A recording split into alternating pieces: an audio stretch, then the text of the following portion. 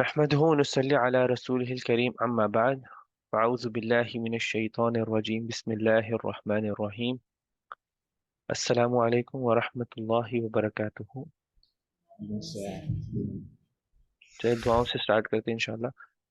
أعوذ بالله من الشيطان الرجيم أعوذ بالله من الشيطان الرجيم. رب اشرح لي صدري رب اشرح لي صدري ويسر لي أمري ويسر لي أمري واحلل عقدة من لساني واحلل عقدة من لساني يفقه قولي. يفقه قولي. رب زدني علما ربي زدني علما. رب زدني علما ربي زدني علما. رب زدني علما. ربي زدني علما. اللهم فقهنا في الدين. اللهم فقهنا في الدين. اللهم فقهنا في الدين. اللهم فقهنا في الدين. اللهم فقهنا في الدين. اللهم فقهنا في الدين. ربي هب لي حكما ربي هب لي حكما وألحقني بالصالحين. وألحقني بالصالحين. اللهم إني أسألك اللهم إني أسألك علما نافعا علما نافعا ورزقا طيبا ورزقا طيبا وعملا متقبلا. عملا متقبلا. أعوذ بالله من الشيطان الرجيم بسم الله الرحمن الرحيم. قل يا أيها الكافرون لا أعبد ما تعبدون ولا أنتم عابدون ما أعبد ولا أنا عابد ما عبدتم ولا أنتم عابدون ما أعبد لكم دينكم ولي دين. اعوذ باللہ من الشیطان الرجیم بسم اللہ الرحمن الرحیم. تو آج ہم لوگ بات کرنے والے ہیں، شروع کرنے والے سورہ کافرون سے انشاءاللہ. سورہ کافرون یہ بھی ایک مکی سورہ ہے، اور سورہ کافرون کو سورہ اخلاص بھی کہا جاتا ہے. دو سورتیں ہیں جن کا نام سورہ اخلاص ہے، ان کو کہتے ہیں اخلاصین. دو صورتیں جن کا نام سورہ اخلاص بھی ہے. ان دونوں صورتوں کا نام سورہ اخلاص اس لیے ہے کیونکہ یہ دو صورتیں جو ہیں وہ صرف اور صرف اللہ سبحانہ تعالیٰ کی توحید بیان کر رہی ہیں کہ اللہ سبحانہ تعالیٰ ایک ہیں. ایک طرف ایک سورہ ہے وہ ان لوگوں سے بات کر رہی ہے جو اللہ سبحانہ تعالیٰ کے ساتھ چیزوں کو جوڑتے ہیں، جیسے بت ہو گئے. کئی لوگ چاند ستاروں کی بھی پوجا کرتے ہیں، آگ کی بھی کرتے ہیں. تو ایک صورت ہے جو ان لوگوں سے بات کر رہی ہے کہ جو اللہ سبحانہ تعالیٰ کے ساتھ کچھ چیزوں کو جوڑتے ہیں. اور دوسری صورت ہے جو سورہ اخلاص ہے، وہ ہم انشاءاللہ جب اس تک پہنچیں گے. لیکن وہ سورہ بات کرتی ہے ایسے لوگوں سے جنہوں نے ہستیاں یا انسانوں کو اللہ سبحانہ تعالیٰ سے جوڑا ہوا، جیسے یہودی ہیں، کرسچنز ہیں. انہوں نے انسانوں کو اللہ سبحانہ تعالیٰ کے ساتھ جوڑا ہوا. جیسے کرسچن میں جیزس ہیں، وہ کہتے ہیں عیسیٰ علیہ السلام، ان کو خدا مانا ہوا ہے. ویسے یہود میں بھی کچھ ایسے کانسیپٹس بھی ہیں، لیکن انشاءاللہ جب ہم ادھر پہنچیں گے تو ادھر بات کریں گے انشاءاللہ اس بارے میں. لیکن سورہ کافرون پر آتے ہیں. سورہ کافرون جو تھی یہ نبوت کے مکی دور میں نبوت کے دوسرے حصے میں آئی تھی. یعنی کہ جو پروفٹ ہوڈ جو مکہ میں وقت تھا، اگر اس کو دو حصوں میں ڈیوائڈ کرو تو یہ دوسرے حصے میں آئی تھی، یہ سورہ نازل ہوئی تھی. اور اس سورہ کا جو کانٹیکسٹ ہے وہ کچھ ایسا ہے کہ جو قریش ہے ان کے پاس کافی صورتیں نازل ہوئی ہوئی ہیں، ان کے پاس کافی سائنز آئے ہوئے ہیں، ان کے پاس کافی کلیئر پروف آئے ہوئے ہیں. تو جب ان کے پاس یہ جتنا بھی قرآن ابھی تک نازل ہوا ہے، ان کو اتنا تو پتہ ہے کہ قرآن جو نازل ہو رہا ہے اس کی اپنی ایک طاقت ہے. لوگ اس کو سنتے ہیں اور کئی لوگ اس کی طرف رجحان بھی کر دیتے ہیں، لیکن ایک بار رجحان کر لیتے ہیں تو اس کو چھوڑتے نہیں ہیں. تو جو لوگ مسلمان بن گئے ہوئے ہیں وہ بہت پکے مسلمان بن گئے ہوئے ہیں، ان کو اس میسج کی طاقت کا اندازہ ہے کہ جو اس طرف آئے گا تو اس کے ساتھ جڑ جاتے تو پھر اس کو چھوڑتا نہیں ہے، نبی صلی اللہ علیہ وسلم کی جو بھی میسج کو سنتا ہے۔ تو انہوں نے بہت چیزیں کی، وہ لوگ اس وقت ڈیسپریٹ تھے کہ کوئی نہ کوئی سمجھوتا نبی صلی اللہ علیہ وسلم کے ساتھ ہو جائے، ٹھیک ہے؟ وہ ایک سمجھوتا کرنے کے لیے، کمپرومائز کرنے کے لیے بہت یعنی کہ بےتاب تھے، کسی نہ کسی طرح سے کچھ نہ کچھ ہو جائے۔ کیوں کرنا چاہ رہے تھے یہ لوگ؟ ویسے ایک بات بتا دوں، قریش کے لیے اگر کوئی نیا دین آ رہا ہوتا تھا تو وہ ان کے لیے اچھا ہوتا تھا۔ اگر کوئی انسان اٹھ کے کہتا تھا ان کے بیچ میں میں ایک نیا دین سٹارٹ کر رہا ہوں، تو وہ ان کے لیے اچھا ہوتا تھا۔ وہ لوگ چاہتے تھے کہ کوئی نیا بت آ جائے یا کچھ ایسا کانسیپٹ آ جائے، ہم اس بت کو اب مکہ کے اندر رکھیں گے، وہ بت کو رکھیں گے تو جس کا بت ہم رکھ رہے ہیں اس کی طرف سے ہماری ایک سیفٹی ہو جائے گی، کیونکہ ہم نے اس کا بت رکھا ہوا ہے، جہاں پہ اس کی جو پوجا کرنے کی جگہ ہوگی اس کو آگے کوئی تباہ نہیں کرے گا، اس سے ان لوگوں کی عزت بھی کرے گا جن لوگوں نے اس کے بت رکھے ہوں گے، تو پیسے آئیں گے ان کے پاس، پیسے آئیں گے، پاور آئے گی، لوگ آئیں گے، زیادہ لوگ مکہ میں آئیں گے، زیادہ پیسے آئیں گے۔ تو ایک نیا دین جب آتا تھا تو ان کے لیے بہتر ہوتا تھا۔ لیکن نبی صلی اللہ علیہ وسلم جب دین لے کر آ رہے تھے تو اس دین میں تھا کہ اللہ کے علاوہ کوئی معبود نہیں ہے، اللہ کے علاوہ کسی اور کی عبادت ہو ہی نہیں سکتی۔ تو ابھی قریش اگر نبی صلی اللہ علیہ وسلم کی باتیں مانتا تو ان کے اپنے مال کا خطرہ تھا، ان کو اپنے پاور کا خطرہ تھا۔ ہم اس کو ایکسپٹ کر لیں گے تو ہماری پاور چلی جائے گی، ہمارے پیسے چلے جائیں گے۔ ان کا مین ان کی یہ وجہ ایک وجہ تھی کہ وہ لوگ نہیں لیتے تھے اسلام۔ وہ کہتے تھے ہم سارے بتوں کو نکال دیں گے تو لوگ کیسے ادھر آئیں گے؟ تو انہوں نے بہت چیزوں کی کوشش کی کہ نبی صلی اللہ علیہ وسلم اپنے یہ طریقے چھوڑ دیں۔ ان میں سے کئی طریقے ایسے تھے، اب مکہ کا کوئی ایک قریش کا کوئی ایک سردار نہیں تھا، کوئی لیڈر نہیں تھا۔ قریش کے نا بہت سارے قبیلے آ کے ایک بنے تھے۔ جیسے ہم لوگ یو اے دبئی میں بیٹھے تو 7 ایمریٹس آ کے ایک بنے تھے تو یو اے ای بنا تھا، اسی طرح سے قریش بھی تھا۔ چھوٹے چھوٹے قبیلے تھے، بنو ہاشم تھا، بنو امیہ تھا، اور بھی بہت سارے قبیلے تھے، وہ آ کے ایک بنے تو ان کو قریش کہتے تھے۔ ان کا لیکن ایک سردار نہیں تھا کوئی۔ تو قریش نے یہ بھی کیا، نبی صلی اللہ علیہ وسلم کو آ کے بولتے ہم آپ کو قریش کا سردار بنا دیں گے، جو چاہیے ہمارے سے ہم سے لے لو، لیکن کوئی نہ کوئی سمجھوتا کر لو۔ انہیں سب چیزیں آفر کی کہ نبی صلی اللہ علیہ وسلم اپنا جو دین وہ پھیلانے کی کوشش کر رہے ہیں وہ چھوڑ دیں، تو نبی صلی اللہ علیہ وسلم نے ظاہر سی بات ہے اس آفر کو لیا ہی نہیں۔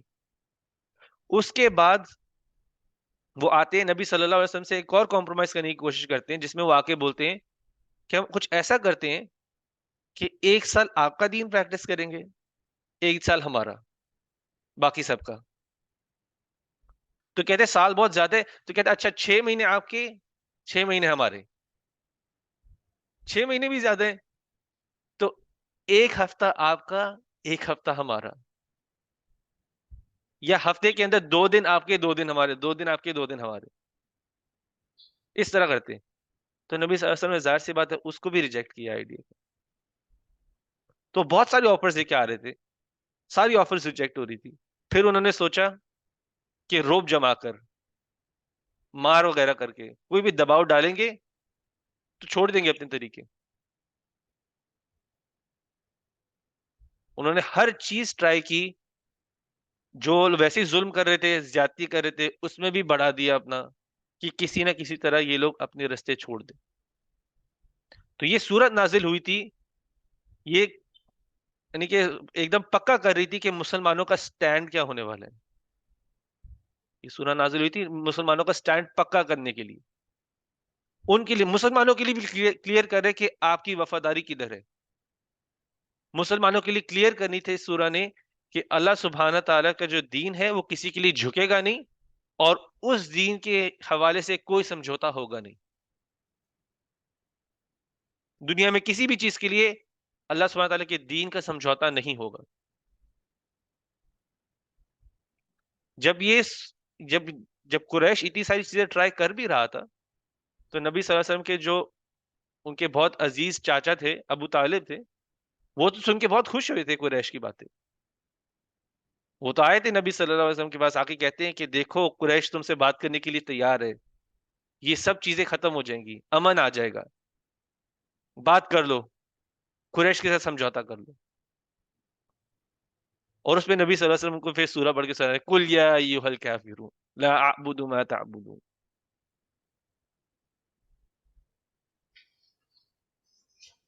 اور یہ جب سورت نازل ہوئی تھی، یہ قریش کی جو امیدیں تھی نا کہ وہ مسلمانوں کو اپنی جگہ سے ہلا دیں گے، وہ امیدوں کو توڑنے بھی آئی تھی. کیونکہ آپ دیکھو وہ جتنا ہی پریشر دباؤ جو بھی اپنے ذہن میں سوچ رہے تھے کہ وہ اللہ سبحانہ تعالیٰ کے دین کو یعنی کہ یا تو سمجھوتا کر دیں گے یا ختم کر دیں گے، اپنے مائنڈ کے نظر سوچ رہے تھے، ابھی اللہ سبحانہ تعالیٰ کا ایک حکم آیا ہے، اللہ سبحانہ تعالیٰ کا بھی ایک حکم آیا ہے، اور اس سے ان کو بھی پتہ چل جائے کہ آگے اس کے آگے مسلمانوں کے ساتھ تو سمجھوتا کرنے کا پوائنٹ ہی نہیں ہے، نیگوشیٹ کرنے کا پوائنٹ ہی نہیں ہے. اور سورہ کچھ اس طرح سے سٹارٹ ہوتی ہے قل یا ایھا الکافرون. قل ایک جیسے حکم ہے، کہو ان سے، نبی صلی اللہ علیہ وسلم کو جیسے حکم دیا جا رہا ہے. قل کہنے کا مطلب ہے کہو، کہو ان کافروں سے، کہو اے کافرو، لا قل یا ایھا الکافرون لا اعبد ما تعبدون، میں نہیں کرتا عبادت، میں نہیں کرتا عبادت جس کی عبادت تم کرتے ہو، تم سب کرتے ہو. تو نبی صلی اللہ علیہ وسلم کو حکم دیا جا رہا ہے ان کافروں سے بولو، کلیئرلی بولو اس وقت میں ان چیزوں کی عبادت نہیں کرتا جن کی عبادت تم کرتے ہو. وَلَا أَنْتُمْ عَابِدُونَ مَا أَعْبُدُ، اور میں اس چیز کی عبادت نہیں کرتا جس کی عبادت تم کرتے ہو، اور تم سب اس چیز کی عبادت نہیں کرتے جس کی میں عبادت کرتا ہوں. سوری، وہ اس طرح سے وَلَا أَنْتُمْ عَابِدُونَ مَا أَعْبُدُ، تم جس چیز کی عبادت کرتے ہو اس چیز کی عبادت میں نہیں کرتا. اور یعنی وہ پہلی آیت تھی کہ تم ان چیز کی عبادت نہیں کرتے، اور پھر تیسری آیت یہ ہے کہ تم اس چیز کی عبادت نہیں کرتے جس کی میں عبادت کرتا ہوں. اور یہ جو دوسری اور تیسری آیتیں یہ حال کی یعنی کہ پریزنٹ باتیں، وہ کہتے ہیں اس وقت نبی صلی اللہ علیہ وسلم کہہ رہے ہیں جس چیز کی میں عبادت کرتا ہوں اس کی تم نہیں کرتے، اور جس کی تم کرتے اس کی میں عبادت نہیں کرتا. وَلَا أَنَا عَابِدٌ مَّا عَبَدتُّمْ، اور میں اس چیز کی کبھی بھی عبادت نہیں کروں گا جس کی تم عبادت کرتے ہو. فیوچر کی بھی بات ہو رہی ہے ابھی اس آیت میں کہ میں ابھی بھی نہیں کرتا اور میں نے آگے بھی کبھی نہیں کرنی اس چیز کی عبادت جس کی تم عبادت کر رہے ہو.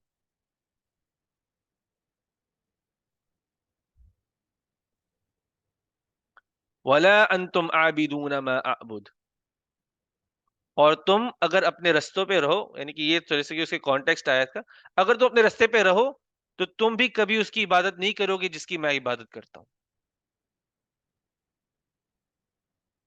لَكُمْ دِينُكُمْ وَلِيَ دِين، تو تمہارا دین، لَكُمْ دِينُكُمْ تمہارا دین تمہارے ساتھ اور میرا دین میرے ساتھ. یہاں پہ دین کا مطلب کیا ہے؟ دین کا ویسے ہی مطلب ہوتا ہے ایک زندگی رہنے کا طریقہ. میرے جو زندگی کا طریقہ ہے، میری جو عبادت کا طریقہ ہے، میں جس کی عبادت کرتا ہوں وہ میرے ساتھ ہے، اور کافروں جو تمہاری عبادت کا طریقہ ہے، جو تمہارا رب ہے، جو جس کو تم رب مان رہے ہو، وہ تمہارے ساتھ ہے. میرا عبادت میرے ساتھ، تمہاری عبادت تمہارے ساتھ. اور نبی صلی اللہ علیہ وسلم کو حکم دیا جا رہا ہے کہنے کے لیے، کلیئر کر رہے ہیں کافروں کے ساتھ کہ تم جس طرح کی بھی نیگوشیشن کرو گے، جس طرح کا بھی سمجھوتا چاہتے ہو، وہ نہیں ہوگا. اور یہی اسلام ہے. اسلام میں جب فاؤنڈیشن کی بات آتی ہے، عقیدہ کی بات آتی ہے، تو اس میں کوئی سمجھوتا نہیں ہوتا. ہاں، نبی صلی اللہ علیہ وسلم کی زندگی میں بھی نبی صلی اللہ علیہ وسلم جو کافر تھے ان کے ساتھ ٹرانزیکشن کرتے تھے، ان کے ساتھ انہوں نے ٹریٹی سائن کی ہوئی تھی. جیسے ہوتی ہے پیس ٹریٹی، امن کے لیے انہوں نے جو بھی کانٹریکٹ وغیرہ لکھے تھے انہوں نے وہ بھی سائن کیے تھے. جب کرسچن مدینہ آئے تھے تو انہوں نے اپنی مسجد ان کے لیے کھولی تھی. یہ سب چیزیں اپنی جگہ پر ہیں، عقیدہ اپنی جگہ پر ہے، یہ چیزیں اپنی جگہ پر ہیں. یہ چیزیں کمپرومائز ویسے نہیں ہے. لیکن جب بات آتی ہے کہ اللہ سبحانہ تعالیٰ کے ساتھ کوئی بتوں کو جوڑنا، اس میں یا کسی چیز کو بھی اللہ سبحانہ تعالیٰ کے ساتھ جوڑنا، اس میں کوئی جگہ نہیں ہے اسلام کے اندر، اس کی کوئی جگہ نہیں اسلام کے اندر.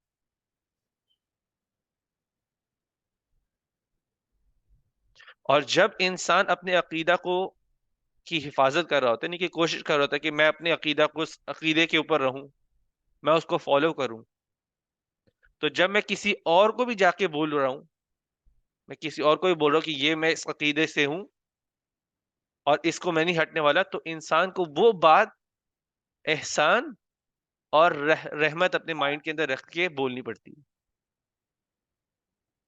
لڑائی جھگڑے سے نہیں بولنی ہوتی.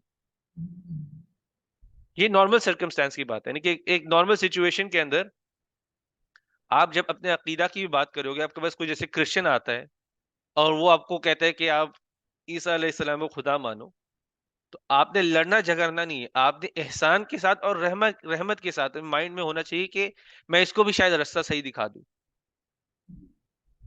بحث وغیرہ کے ساتھ نہیں، خوبصورتی سے، پیار سے. لیکن اگر کوئی آپ کو آپ کے گھر سے نکال رہا ہے، آپ پر ظلم اور زیادتی کر رہے ہیں، تو اسلام آپ کو پورا حق دیتا ہے کہ آپ اپنی آخری سانس تک اپنے آپ کو بچاؤ.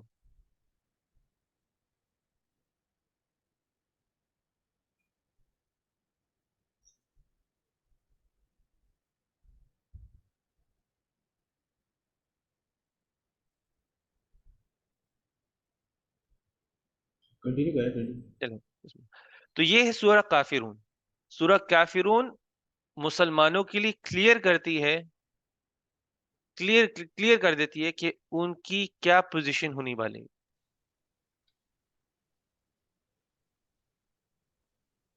جب اللہ کی عبادت کی بات آتی ہے تو اللہ کے ساتھ کسی چیز نے نہیں جوڑنا.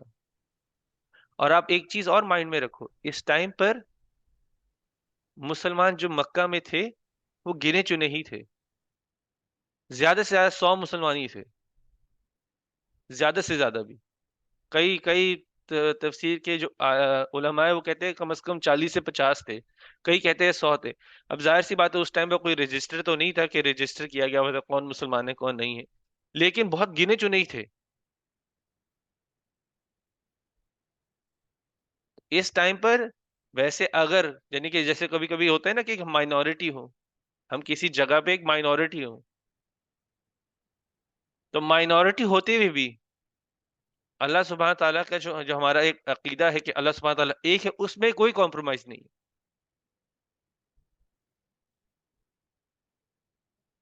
تو یہ صورت ہمارے لیے بھی کلیریفائی کرتی ہے اور ہمارے لیے بھی ایک دل کے اندر ہوتا ہے کہ بھائی یہ اس کے علاوہ تو کوئی اور طریقہ ہے نہیں، اس میں تو ہم نے بینڈ نہیں ہونا. یہ ہمارے لیے بھی کلیئر کرتی ہے.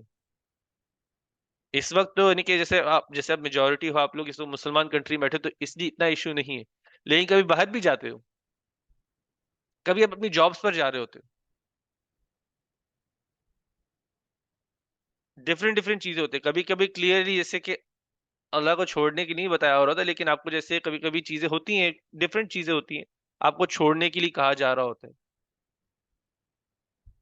تو اگر آپ عقیدہ سے ریلیٹڈ ہے تو اس پہ کوئی سمجھوتا نہیں.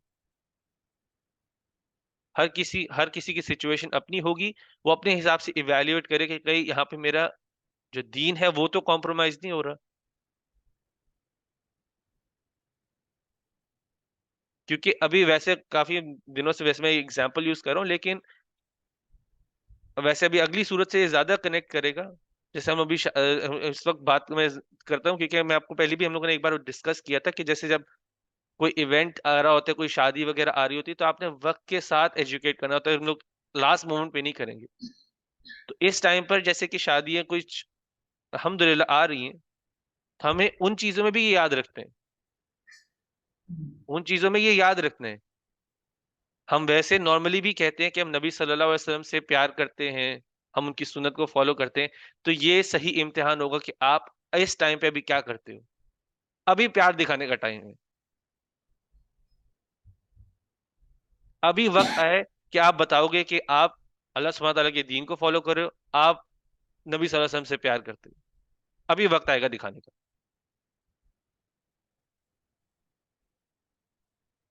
تو اسی سے ہم دوسری صورت میں بڑھتے ہیں، اور انشاءاللہ ویسے ہم لوگ آج صرف 2 ہی سورہ کرنے والے، سورہ نصر آخری ہوگی انشاءاللہ آج کے لیے، لیکن سورہ نصر سے سٹارٹ کرتے ہیں. اعوذ باللہ من الشیطان الرجیم، بسم اللہ الرحمن الرحیم.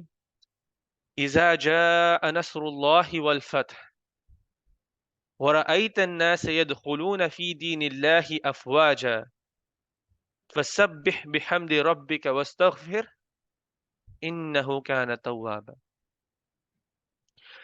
تو سورہ نصر سے کنٹینیو کرنے سے پہلے کسی کو ویسے کوئی کویشچن ہے سورہ کافرون کے بارے میں؟ سورہ کافرون کے بارے میں کوئی کویشچن ہو؟ کوئی کوشچن نہیں. چلو انشاءاللہ. چلو پھر کنٹینیو کرتے ہیں سورہ نصر سے. سورہ نصر ایک مدنی سورہ ہے. ویسے تو یہ نازل مکہ میں ہوئی تھی، لیکن یہ ایک مدنی سورہ ہے. اور ویسے ہم نے پہلے بھی ڈسکس کیا ہے، مدنی سورہ کا مطلب وہ سورت ہوتی ہے جو ہجرت کے بعد ہو. مدنی سورہ کا یہ مطلب نہیں ہوتا کہ وہ مدینہ میں نازل ہے، مدنی سورہ کا مطلب ہے کہ وہ ہجرت کے بعد نازل ہوئی بھی. اور اس سورہ کے بارے میں یہ کب نازل ہوئی تھی اس کے بارے میں تھوڑی ڈفرینٹ اوپینینز بھی ہے. کئی علماء کہتے ہیں کہ یہ فتح مکہ سے پہلے نازل ہوئی تھی، کئی کہتے ہیں فتح مکہ کے بعد نازل ہوئی تھی، اور کئی کہتے ہیں کہ حجۃ الوداع پر نازل ہوئی تھی. تو وہ اوپینینز اپنی جگہ پہ ہیں. مین تو اس صورت کا میسج ہے، لیکن اتنا پتا ہے کہ یہ آخری صورت تھی جو کمپلیٹلی نازل ہوئی تھی، یعنی کہ پورے ایک کمپلیشن میں یہ آخری صورت تھی جو نازل ہوئی تھی.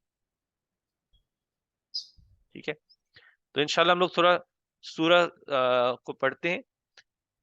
اذا جاء نصر اللہ والفتح، تو جب آئے اللہ کی مدد اور فتح. جب آئے تمہارے پاس اللہ کی مدد اور الفتح. الفتح پہلے ہم نصر کے بارے میں بات کریں گے. نصر کا مطلب ہوتا ہے کہ وہ مدد جس کی وجہ سے آپ کے اوپر سے کوئی تکلیف، ظلم، زیادتی ختم کر دیا جائے. ایک ایسی مدد جس کی وجہ سے آپ کے اوپر خود کچھ اگر ظلم ہو رہا ہو، زیادتی ہو رہی ہو، یہ تکلیف ہو، کوئی دشمن ہو، اس کو ختم کرنا، اس کو نصر بولتے ہیں.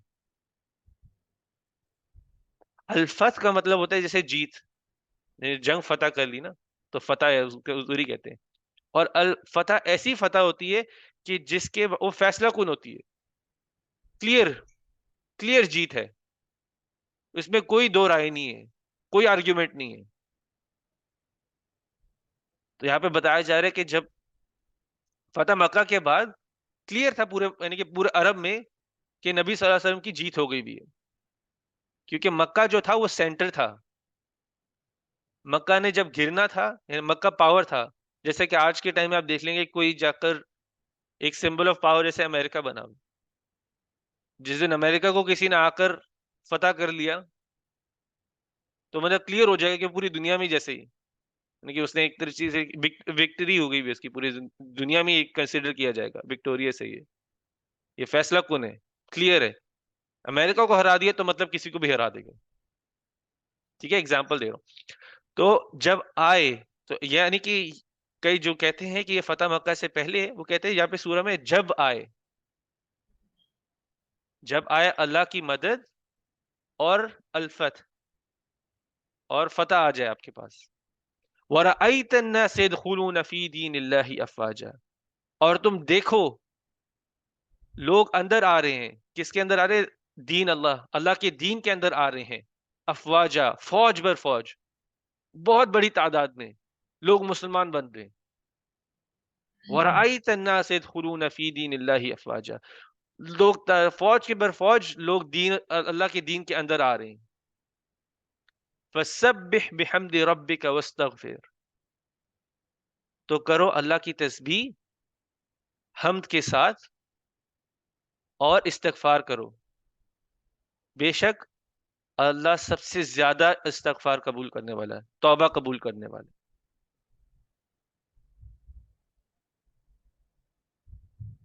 جب یہ سورت نازل ہوئی تھی، یہ سورت جب ابو بکر رضی اللہ عنہ نے سنی تھی تو رونے لگ گئے تھے۔ سورت تو نازل ہو رہی ہے جیت کے بارے میں، اللہ کی مدد آ رہی ہے، لیکن ابو بکر رضی اللہ عنہ اس پر رونے لگ گئے تھے، کیونکہ ان کو سمجھ آ گئی تھی یہ سورہ کے نازل ہونے کے بعد کہ جو نبی صلی اللہ علیہ وسلم کا ایک جیسا مشن تھا، جو ان کا کام تھا، وہ پورا ہو گیا ہے۔ ان کو پتا تھا کہ ابھی نبی صلی اللہ علیہ وسلم کی جیسے کہ وفات کا وقت قریب آ رہا ہے۔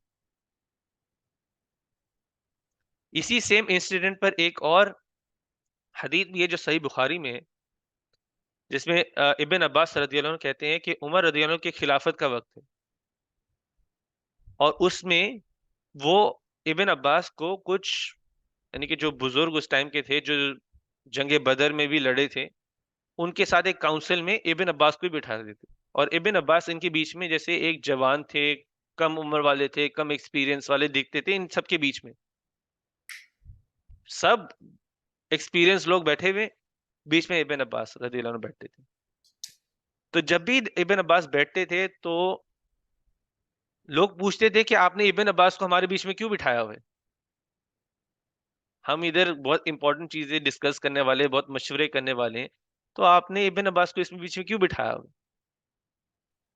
تو عمر رضی اللہ عنہ کو اس کا کوئی جواب نہیں دیا، لیکن ایک دن عمر رضی اللہ عنہ نے سب کو بلایا، اکٹھا کیا، سب کو اکٹھا کیا، اور ابن عباس کو بھی ادھر رضی اللہ عنہ کو بھی ادھر بلایا، ان کو اکٹھا کر کے وہ ان کو یہی سورہ پڑھ کے سناتے ہیں، کہتے ہیں کہ یہ سورت ہے اذا جاء نصر اللہ والفتح ورأيت الناس يدخلون في دين الله افواجا فسبح بحمد ربك واستغفر انه كان توابا۔ اور وہ ہر کسی سے پوچھتے ہیں آپ نے اس سورت سے کیا سمجھا ہے؟ تو کئی لوگ اس میں سے کہتے ہیں کہ اس کی یہ سورت ہمیں بتا رہی ہے کہ جو فتح آنے والی ہے اس کے نبی صلی اللہ علیہ وسلم کی، یعنی کہ جب مکہ ہو گیا ہے اس کے بعد ہم لوگ جا کے دوسری زمینیں بھی اور بھی اسلام بڑھے گا، یہ اس کے بارے میں بات کریں۔ کئی لوگ کہتے ہیں ہمیں نہیں پتا، اور کئی لوگ خاموش بھی رہتے ہیں اس میں سے۔ ان سب کے بعد عمر رضی اللہ عنہ پوچھتے ہیں ابن عباس سے، اچھا اب مجھے بھی تم بتاؤ کہ تمہیں اس کے علاوہ کچھ کہنا ہے کہ نہیں، کہ جو باقی سب نے کہا ہے اس کے علاوہ کچھ کہنا ہے کہ نہیں؟ تو ابن عباس رضی اللہ عنہ آگے سے فرماتے ہیں، وہ عمر رضی اللہ عنہ کو کہتے ہیں کہ یہ جو سورہ ہے اذا جاء نصر اللہ والفتح، یہ ایک وہ سورت ہے جو جو ایک سائن ہے کہ نبی صلی اللہ علیہ وسلم کے وفات کا وقت قریب آ رہا ہے۔ یہ وہ صورت ہے جو ایک سائن ہے کہ نبی صلی اللہ علیہ وسلم کی وفات کا وقت قریب آ رہا ہے، اور اللہ سبحانہ تعالیٰ انڈائریکٹلی نبی صلی اللہ علیہ وسلم کو اس کے بارے میں بتا رہے ہیں۔ تو عمر رضی اللہ عنہ آگے سے جواب دیتے ہیں، مجھے بھی جو تم نے بتایا اس کے علاوہ مجھے کچھ نہیں پتا اس صورت کے بارے میں، کیونکہ لوگ تو انٹرپریٹ کر سکتے ہیں نا، انٹرپریٹیشن کے لیے تو کھلی ہوئی ہے، آپ انٹرپریٹ کرو گے کہ اسلام کے بعد جو بھی اس وقت آیا ہے، اسلام نے جا کر یمن بھی فتح کیا ہے، شام بھی فتح کیا ہے، یہ سب جگہیں جا کے انہوں نے مسلم لینڈ اتنی پھیلی ہے، تو انٹرپریٹیشن اس کی ہو سکتی ہے کہ جو آگے آنے والی ہے، آگے بھی مدد آنے والی ہے اللہ سبحانہ تعالیٰ کی، آگے بھی بہت ساری جیت آنے والی ہے۔ لیکن عمر رضی اللہ عنہ کہتے ہیں کہ جو ابن عباس کی اس کے بارے میں جو کامنٹری تھی اس کے علاوہ میں کچھ نہیں جانتا اس کے بارے میں۔ تو یہ ویسے ہی بتاتی کہ ابن عباس کی ویسے ایک کیا نالج تھی، کیونکہ نبی صلی اللہ علیہ وسلم کے لیے ڈائریکٹلی دعا کی تھی کہ ان کو دین کی سمجھ آئے، قرآن کی سمجھ آئے۔ پھر صحیح بخاری کی حدیث تھی۔ اسی طرح سے ابو بکر رضی اللہ عنہ جب رو پڑے تھے اس سورہ کا سن کر، رو پڑے تھے تو ان کو بھی سمجھ آ گیا تھا کہ یہ سورت میں ایک سائن ہے کہ نبی صلی اللہ علیہ وسلم کا وقت قریب آ گیا، کہ دین ہے وہ مکمل ہو گیا ہے، اس کے جو فاؤنڈیشن ہے وہ آگے آنے والی نسلوں کے لیے بھی سیٹ ہو گئے ہوئے۔ نبی صلی اللہ علیہ وسلم جب مکے سے نکالے گئے تھے 8 سال بعد، 8 سال بعد، صرف 8 سال بعد، اور یہ بہت چھوٹا وقت ہوتا ہے، 8 سال بعد وہ مکہ کے اندر واپس آئے، اور اس طرح واپس آئے کہ انہوں نے مکہ کو فتح کر لیا ہوا تھا. اور فتح مکہ ہونے کے بعد بڑی بڑی تعدادوں میں لوگ مسلمان بنے، بڑی بڑی تعدادوں میں. اور اس حد تک تھا کہ پورا عرب ابھی مسلم لینڈ بن گیا ہوا تھا، مسلمانوں کی زمین بن گیا ہوا تھا پورا عرب. لیکن یہ جو صورت ہے یہ ہمیں ایک بہت ہی اہم سبق سکھا رہی ہے. کانٹیکس تو تھا کہ مسلمان کو فتح مل گئی ہوئی ہے، اللہ سبحانہ تعالیٰ کی مدد آ گئی ہوئی ہے. تو یہ صورت اصل میں بتا رہی ہے کہ آپ نے جشن کس طرح سے منانا ہے. یہ آپ کو بتا رہی ہے کہ سیلیبریٹ کیسے کرنا ہے اور کس طرح کرنا ہے سر. کیونکہ نارملی ہم جب سیلیبریٹ کرنے لگ جاتے ہیں تو ہمارا تو طریقہ ہے کہ جب جیت آتی ہے تو پہلے تو تھوڑا سا ہنگامہ، شور، میوزک چلنا چاہیے، تھوڑے سے اس جیت پر گانے بننے چاہیے. کئی جگہ پر توڑ پھوڑ ہو رہی ہوتی ہے، رزق ضائع ہو رہا ہوتا ہے، کچرا پھیلایا جا رہا ہوتا ہے. آپ وہ حالت دیکھتے ہو نا جگہ کی جہاں پر کوئی لوگ جشن منا کے جاتے رہے، کسی جیت کا جشن مناتے ہیں. اور اسپیشلی جنگ میں اگر کوئی جیتا ہے تو پھر لوٹ مار بھی ہوتی ہے، گھروں کی توڑ پھوڑ، بلڈنگوں کی توڑ پھوڑ، جشن منانے کے چکر میں. لیکن یہاں پر بھی اللہ سبحانہ تعالیٰ کہہ رہے جب آپ کے پاس جیت آئے گی، آپ کے پاس فتح آ جائے گی، تو آپ نے کرنا کیا ہے؟ سب سے پہلے تو تسبیح کرنی ہے، اللہ سبحانہ تعالیٰ کو یاد کرنا ہے. جیت منانے کا طریقہ ادھر سے ہے، سب سے پہلے اپنی جیت کو اللہ سبحانہ تعالیٰ سے جوڑو. اللہ سبحانہ تعالیٰ نہیں چاہتے، اللہ سبحانہ تعالیٰ کی مدد نہ ہوتی تو یہ جیت آپ کو نہیں ملنی تھی. اس لیے تسبیح کرو، اس لیے اللہ کو یاد کرو. دو کریڈٹ اس کو جس نے آپ کو جیت دی ہے. اور صرف تسبیح نہیں، پھر اللہ کی تعریف بھی کرو، حمد بیان کرو، اللہ سبحانہ تعالیٰ کی تحمید کرو. اب نبی صلی اللہ علیہ وسلم کو دیکھو، مکہ فتح کرنے کے بعد بھی یہ وہی زمین ہے جس سے ان کو زبردستی یعنی کہ جانا پڑا تھا وہاں سے. یہ وہی زمین تھی. لیکن جب وہ مکہ واپس انٹر ہو رہے تھے، وہ اپنی اونٹ پہ بیٹھے ہوئے تھے اور اس طرح انٹر ہوئے تھے کہ وہ جیسے سجدہ کر رہے تھے، بیٹھے ہوئی اونٹ پہ بیٹھے ہوئی، یعنی کہ انہوں نے اپنے یعنی کہ بیک کو جیسے جھکایا ہوا تھا، اس طرح سے تھا کہ ان کی جو داڑھی تھی وہ جو کیمل کا ہمپ ہوتا ہے اس کو ٹچ کر رہی تھی. تو ایک طرح سے جیسے سجدے میں تھے. وہ اس طرح سے مکہ میں انٹر ہوئے تھے. یہ ان کے جشن کا طریقہ تھا کہ اللہ سبحانہ تعالیٰ کو یاد کرنا. نعمت ملی ہے، اللہ سبحانہ تعالیٰ کو یاد کرتے. اور ایک اور حدیث آتی ہے جس میں عائشہ رضی اللہ عنہ فرماتی ہیں، یہ بھی صحیح بخاری کی حدیث ہے، کہ سورہ نصر کے آنے کے بعد، جب یہ سورت آ گئی تھی اذا جاء نصر اللہ والفتح، اس کے بعد نبی صلی اللہ علیہ وسلم نے کوئی ایسی نماز نہیں پڑھی جس میں نبی صلی اللہ علیہ وسلم نے یہ دعا پڑھی ہو، سبحانک ربنا وبحمدک اللہم اغفر لی.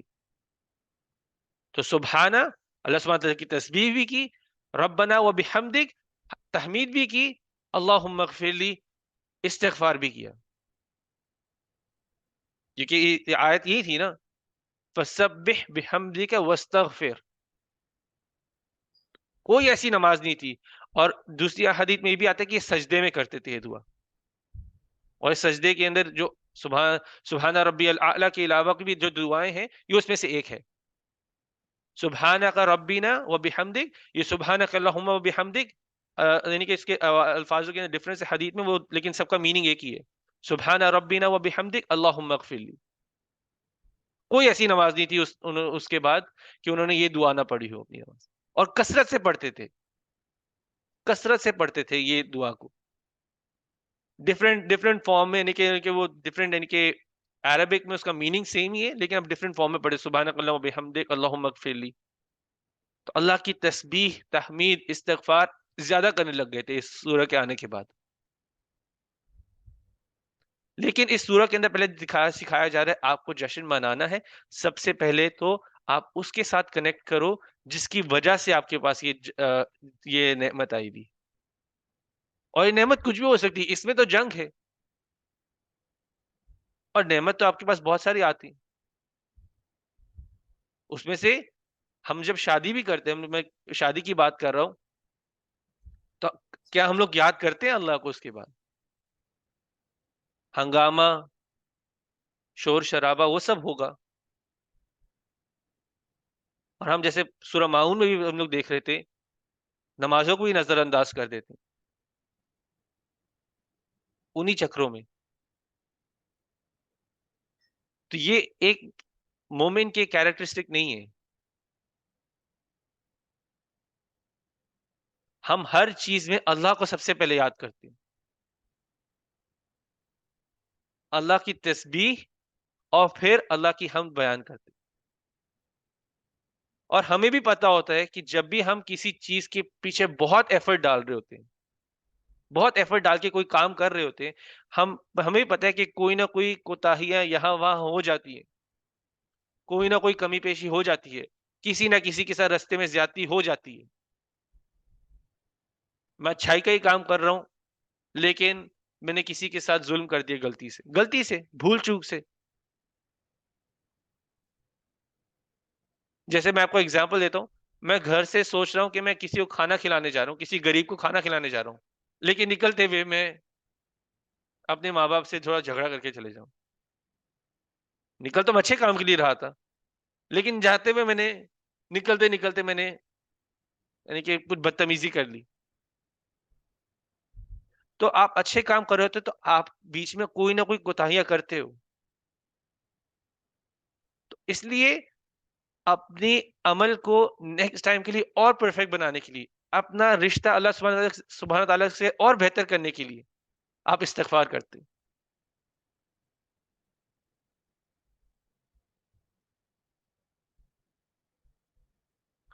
تو یہ ہمیں سکھایا جا رہا ہے کہ آپ کس طرح سے اپنا ایک جشن مناتے ہو.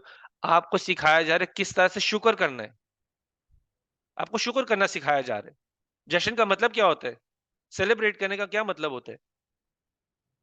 اس سیلیبریشن میں ٹپکلی جب سیلیبریٹ کرتے ہیں تو ہم انسانوں کو سیلیبریٹ کر رہے ہوتے ہیں، ہم انسانوں کا شکریہ ادا کر رہے ہوتے ہیں، یا انسانوں کی طرف اس طرح سے فوکس کر رہے ہوتے ہیں.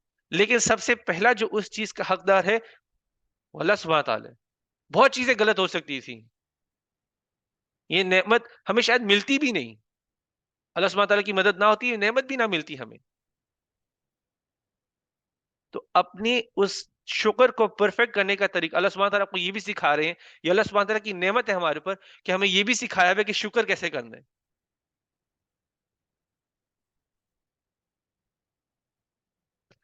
میں تو اس سچویشن میں بہت پڑھتا ہوں. کبھی کبھی میرے لیے کسی نے اگر کچھ اچھا کیا ہوتا ہے، مجھے نہیں پتا ہوتا کہ میں اس کا شکریہ ادا کیسے کروں. کبھی کبھی مجھے لگتا ہے جیسے الفاظ کافی نہیں ہوتے، وہ ایک انسان کے اندر اپنے اندر کچھ کبھی کبھی فیلنگز ہوتی، کچھ کبھی کبھی مجھے نہیں پتا ہوتا کہ میں اس انسان کا شکریہ ادا کیسے کروں. تو آپ دیکھو کہ اللہ سبحانہ تعالیٰ کی نعمت بھی ہے، اللہ سبحانہ تعالیٰ نے آپ کو بتا دیا کہ شکر ادا بھی کس طرح کرنا ہے. ورنہ جو اللہ سبحانہ تعالیٰ کا ایک جو مقام ہے، جو ہمارا رب ہے، ہمیں پتہ ہی نہیں ہوگا کہ کس طرح سے ایسا شکریہ ادا کرے جو اس کے ڈیزرونگ ہو. تو اللہ سبحانہ تعالیٰ آپ کو وہ بھی سکھا دیا کہ کس طرح کرنا ہے. یہ بھی اللہ سبحانہ تعالیٰ کی نعمت ہے ہمارے اوپر، کہ جب آپ کے پاس کوئی بھی بہت بڑی نعمت آئے، آپ اللہ سبحانہ تعالیٰ سے پہلے کنیکٹ کرو، اللہ سبحانہ تعالیٰ کی حمد کرو، استغفار میں جاؤ، اپنے رشتے کو بہتر کرو. اور اللہ سبحانہ تعالیٰ کہہ رہے ہیں ساتھ میں کہ انہ کان توابا، بے شک میں بہت زیادہ توبہ قبول کرنے والا ہوں. توابا، بہت زیادہ توبہ قبول کرنے والا ہوں. بے شک میں بہت زیادہ توبہ قبول کرتا ہوں. جو پلٹ کے، تواب کا ویسے مطلب ہے کہ پلٹ کے میرے پاس ایسا واپس، توبہ کا مطلب ہے کہ پلٹ کے اللہ کی طرف واپس جانا. تو جو پلٹ کے آ رہا ہوتا ہے، میں جو بھی پلٹ کے آ رہا ہوتا ہے میں سب کو قبول کرتا ہوں جو میری طرف آتا ہے.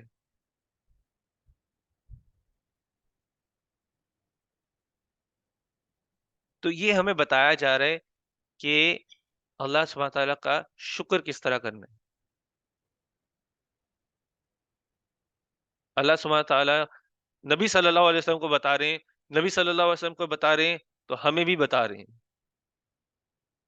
اس قرآن کے، کیونکہ قرآن تو اینڈ تک ہے،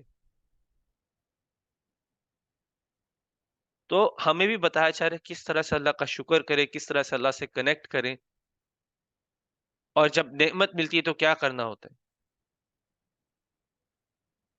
اور آپ دیکھو، جیسے میں آپ کو ایک ایگزامپل بھی دیتا ہوں، جیسے آپ ادھر بیٹھ کے ابھی قرآن سن رہے ہو، یہ بھی ایک نعمت ہے۔ سچویشن چینج ہوتی ہے، جیسے ہمارے بیچ میں پہلے لیکن شعیب اور عمیر بیٹھ سکتے تھے، ابھی ان کو کام پر جانا پڑتا ہے، آپ کو نعمت ملی بھی ہے، تھوڑی دیر میں ہم قرآن کا ایک جو جز بنا ہوا ہے، ایک جز پورا کرنے والے، وہ بھی ایک نعمت ہے۔ شادیاں ہوتی ہیں، بچے ہوتے ہیں، وہ بھی نعمت ہے۔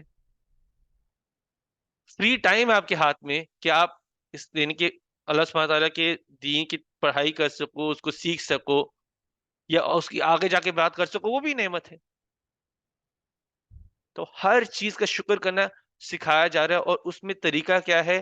تسبیح، تحمید اور استغفار، اور ان چیزوں سے شروع ہونا چاہیے، ان چیزوں سے شروع ہونا چاہیے۔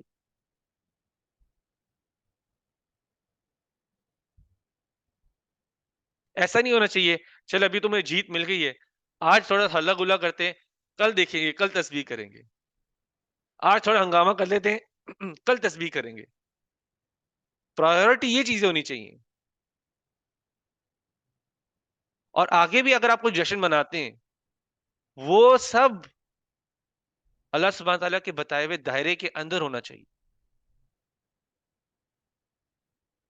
اس دائرے کے باہر نہیں ہونا چاہیے۔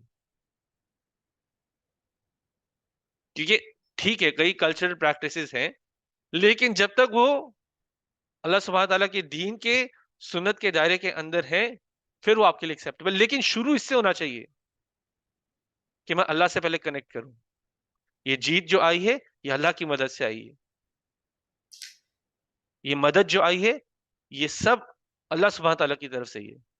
تو اللہ کو سب سے پہلے یاد کرنا ہے، اور پھر اس کے بعد آپ نے اللہ سبحانہ تعالیٰ کی حمد بیان کرنی ہے، اس کے بعد آپ نے اللہ سبحانہ تعالیٰ سے استغفار کرنا ہے۔ یہ نبی صلی اللہ علیہ وسلم کے طریقے سے ہم نے جو حدیث میں پڑھا ہے، انہوں نے دعا کثرت سے پڑھی، فتح مکہ تو ہو بھی گیا ہوا تھا، پھر بھی پڑھ رہے تھے وہ، نمازوں میں اس دعا کو اس نے حصہ بنا لیا ہوا تھا کہ میں سجدے میں دعا کرتا۔ تو اللہ سبحانہ تعالیٰ اسپیشلی آخری کے جو کچھ صورتیں ابھی ہم لوگ پچھلے یعنی کہ 2-3 ہفتوں سے پڑھ رہے ہیں، وہ کافی آپ کو ڈائریکٹلی بتا رہی ہے ایکشنز کہ کرنا کیا ہے، آپ نے ڈائریکٹلی بتا رہی ہے کہ اپنے نمازوں کو کیسے خیال کرنا ہے۔ پھر اس کے بعد جب سورہ کوثر پڑھی کہ جب نبی صلی اللہ علیہ وسلم ایک غم سے گزر رہے تھے ان کے بیٹے کی وفات پر، تب بھی اللہ سبحانہ تعالیٰ نے وہ کہا کہ اللہ سبحانہ تعالیٰ سے کنیکٹ کرو، قربانی کرو، قربانی واپس یعنی کہ قربانی سے صدقہ بھی جڑا ہوتا ہے۔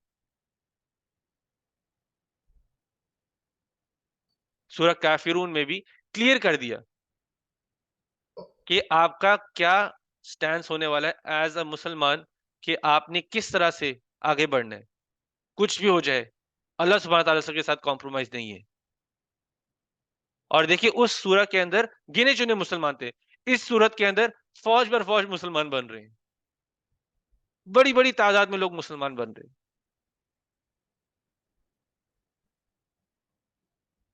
کیونکہ جب فتح مکہ کے بعد جنگ حنین ہوئی تھی، اس کے بعد فتح مکہ کے بعد، تو جنگ حنین کے لیے لوگ جب جا رہے تھے، ویسے اس سے پہلے جب بھی وہ لوگ جنگیں لڑتے تھے تو مسلمان ہمیشہ کم ہوتے تھے۔ جنگ بدر میں کچھ 300 پلس تھے، سامنے 1000 آ رہے تھے۔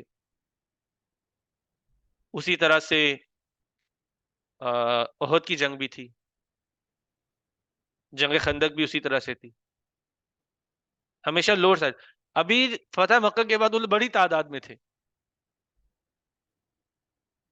اس ٹائم پہ وہ تھوڑا سا ان کے مائنڈ سے نکل، ان کو لگ رہا تھا کہ ابھی ہم پاورفل ہیں، وہ جا رہے تھے جنگ پر، تو شروع میں ان پر اٹیک ہوا تھا اور پھیل گئے تھے سارے.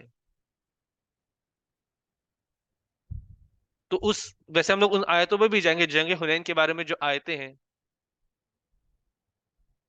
اس ٹائم پہ وہ سوچ رہے تھے کہ ہماری تعداد کافی ہے، ہماری تعداد ہمیں جیت دلوا دے گی. لیکن ان کو بھی یاد دلایا گیا کہ جیت آپ کے پاس جو آتی ہے وہ اللہ سبحانہ تعالیٰ کی مدد سے آتی ہے. آپ کے نمبرز کے اندر جیت نہیں ہے، کسی ایک انسان کی وجہ سے نہیں آتی جیت. ہم لوگ نارملی کیا کرتے ہیں، ہمارا ہوتا ہے کہ یہ جیت میری وجہ سے ہے، یہ نعمت میری وجہ سے آئی ہے. لوگوں کا یہ ہوتا ہے نا، جب نعمت ملتی ہے میری وجہ سے، میں کر رہا ہوں سب کچھ، میں چینج لے کر آ رہا ہوں. لیکن اللہ سبحانہ تعالیٰ ہم سب کو یاد دلا رہے کہ آتی چیز صرف اور صرف اللہ سبحانہ تعالیٰ کی مدد سے ہے. کوئی جیت ہے وہ بھی اللہ سبحانہ تعالیٰ کی نعمت ہے ہمارے کو. تو یہ ان شارٹ میسج تھا سورہ کافرون کا اور سورہ نصر کا. تو ہم شروع کرتے ہیں. اگر کوئی سوال ہو تو ہم سوال سے انشاءاللہ شروع کرتے ہیں. کچھ کلیریفائی کرنا ہو، کوئی چیز کلیئرلی نہیں سمجھ آئی ہو تو انشاءاللہ. سورہ نصر میں آیا نمبر 2 جس کا لٹرل میننگ سمجھ نہیں آ رہا کہ اس کا ٹرانسلیشن کیا ہوگا. وَرَأَيْتَ النَّاسَ يَدْخُلُونَ فِي دِينِ اللَّهِ أَفْوَاجًا. وَرَأَيْتَ، اور جب تم دیکھو، وَرَأَيْتَ النَّاسَ لوگوں کو، يَدْخُلُونَ وہ انٹر ہو رہے ہیں، يَدْخُلُونَ فِي دِينِ اللَّهِ اللہ کے دین کے اندر. تو جب تم دیکھو کہ لوگ انٹر ہو رہے ہیں، اندر آ رہے ہیں اللہ کے دین کے، افواجا، فوج بر فوج، بڑی تعداد میں، بہت بڑی تعداد میں لوگ اسلام قبول کر رہے ہیں. اور فتح مکہ کے بعد تو ایسا بہت ہوا تھا. ایک بندہ آ رہا ہے اپنے اپنے گاؤں کو ریپرزینٹ کرتا ہے، کہتا ہے کہ میں 40 لوگوں کے یعنی لے کر آیا ہوں. میں نبی صلی اللہ علیہ وسلم کی، یعنی کہ ہم لوگ آپ کو جیسے کہ حلف دینا چاہتے ہیں کہ ہم نبی صلی اللہ علیہ وسلم اسلام قبول کر رہے ہیں، ہم شہادت لینا چاہتے ہیں، اور میں 40 یا 80 لوگوں کو ریپرزینٹ کر رہا ہوں. کوئی گاؤں سے آ رہا ہے، کوئی 20 کو کر رہا ہے، کوئی 10 کو کر رہا ہے. تو فوج بر فوج مسلمان بنے تھے فتح مکہ کے بعد. اور اس طرح تھا کہ پورا عرب اب ایک مسلمان لینڈ بن گیا ہوتا، جو حجاز کا ایریا تھا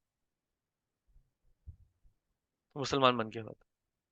ابھی سیریا اور یمن کو انہوں نے کرنا تھا، یعنی کہ سیریا یہ سب ایریا جا کر ابھی بھی فتح کرنے تھے. وہ عمر یعنی کہ ابو بکر رضی اللہ عنہ کے دور میں، کچھ عمر رضی اللہ عنہ کے دور میں وہ یعنی کہ آگے بڑھیں گے. لیکن جو حجاز کا ایریا تھا وہ سب مسلمان بن گیا ہوتا. تو یہ اس آیت کا یعنی کہ کانٹیکسٹ اور مطلب ہے. اور کوئی سوال ہو؟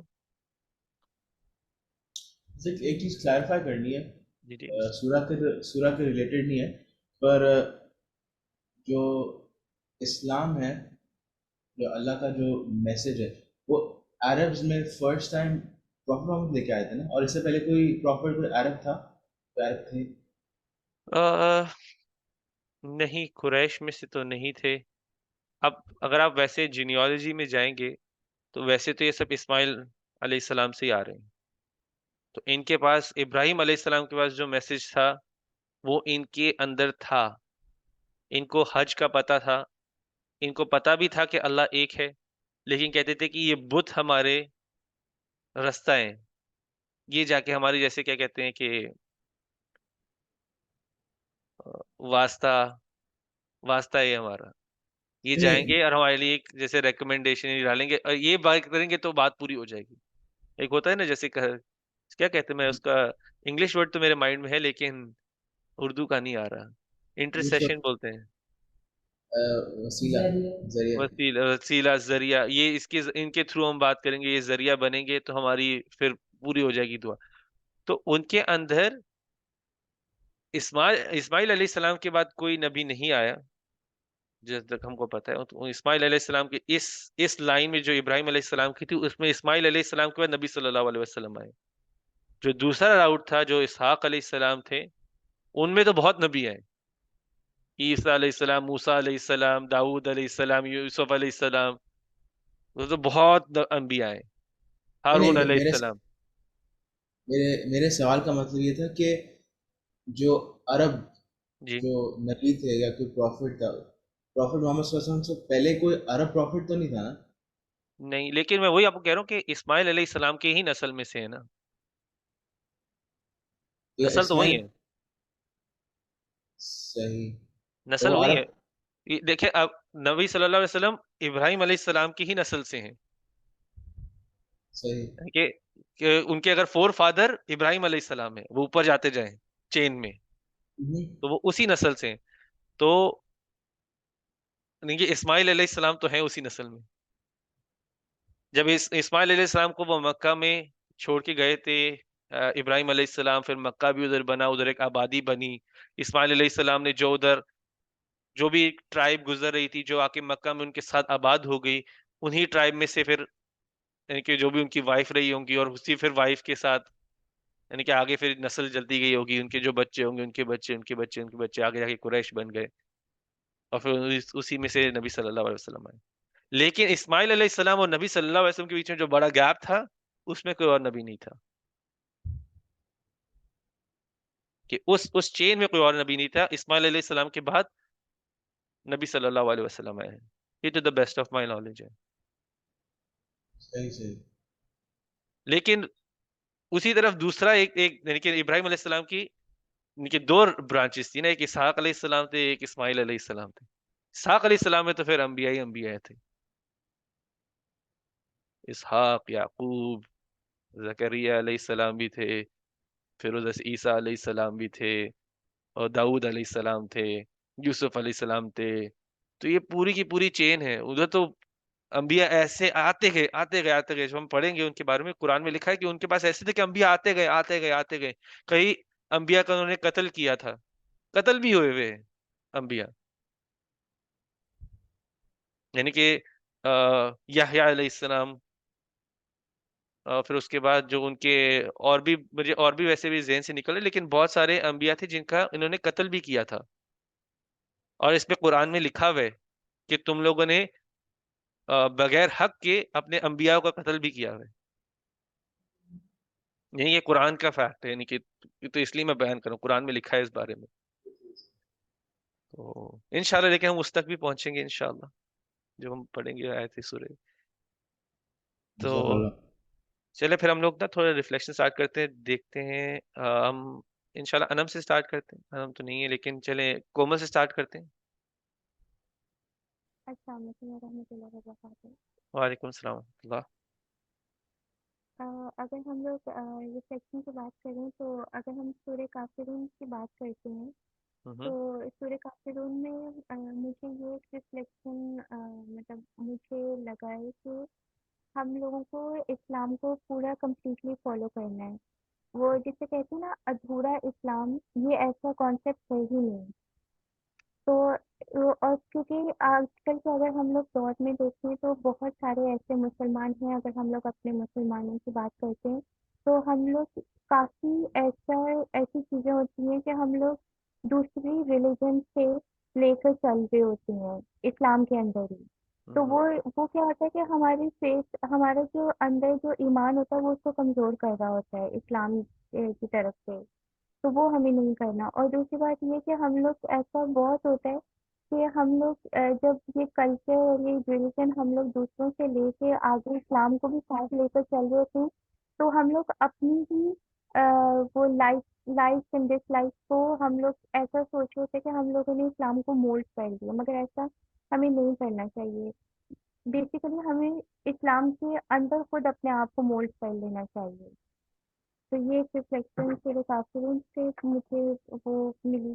اور سورہ نصر کا مجھے یہ پتہ چلا کہ اللہ تعالیٰ اس وقت تک ہماری مدد کرتا ہے جب تک ہم اس سے مدد مانگتے ہیں، اس کی ہم کرتے ہیں، اسے گلوریفائی کرتے ہیں اور بار بار استغفار کرتے ہیں. کیونکہ جتنا ہم اسے پریز کریں گے، جتنا ہم انہیں گلوریفائی کریں گے، جتنی ہم استغفار کریں گے، وہ اتنے ہی زیادہ ہمارے لیے سارے رستے کھولتے جائیں گے اور مدد ساتھ ساتھ ہی بھیجتے جائیں گے. تو یہ جزاک اللہ خیر. آپ کے بہت اچھے ریفلیکشنز تھے، اور یہ ایک پوائنٹ ویسے تو آپ نے بہت اچھا شیئر کیا. یہ سورہ ویسے جو سورہ کافرون ہے، بہت سارے لوگ ہیں آج کے ٹائم پر بھی جو بہت کوشش کرتے ہیں کہ وہ اللہ کے دین کو اس طرح بنا دے کہ سب لوگ اس کو ایکسیپٹ کر لیں.